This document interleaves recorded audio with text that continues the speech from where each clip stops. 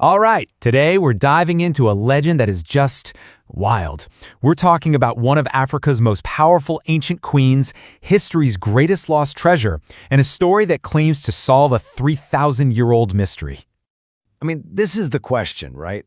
It's captivated treasure hunters, archaeologists, and, filmmakers for centuries. It is the ultimate historical cold case. Where in the world did the Ark of the Covenant disappear to? And this is where our story takes such a fascinating turn. The trail, it seems, leads not to a soldier or some thief, but to one of the most powerful women of the ancient world. But first, to really get what was at stake here, we need to talk about the prize itself, the Ark of the Covenant. So let's be clear, this is not just any old treasure chest. In the biblical tradition, the Ark was considered the literal throne of God on earth. Think about that for a second. It was an object of immense, almost unimaginable power, supposedly capable of winning battles and communicating the divine will. Losing it wasn't just losing gold. It was like losing a direct line to heaven. Now, let's meet our protagonist. You might know her as the Queen of Sheba, but in Ethiopia, her name is Makeda. And in Ethiopian tradition, Makeda was no minor royal. Far from it. She was the architect of a dynasty, a figure of just huge historical importance, whose legacy is still felt to this day.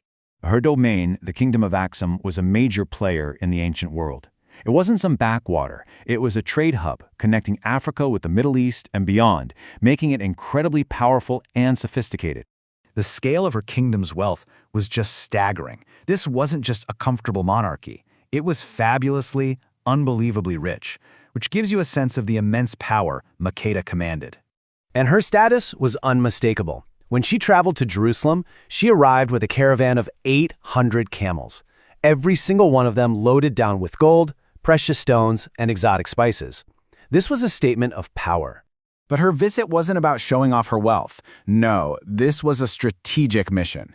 Think of it like a high-stakes intellectual duel.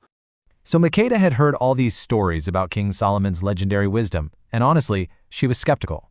She journeyed all the way to Jerusalem just to see for herself if the man lived up to the myth, and she came armed with riddles and questions designed to stump even the sharpest mind.